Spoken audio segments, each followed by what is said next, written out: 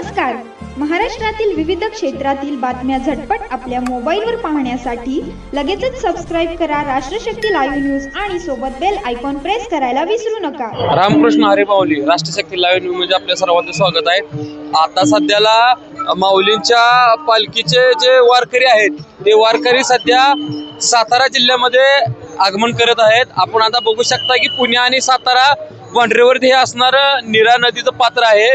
सध्या वारकरी नीरा पात्राच्या मध्ये आपले आंघोळ करून आपलं प्रस्थान लोणंदकडे करत आहेत आणि सध्या माऊली काही वेळामध्ये येणार आहेत.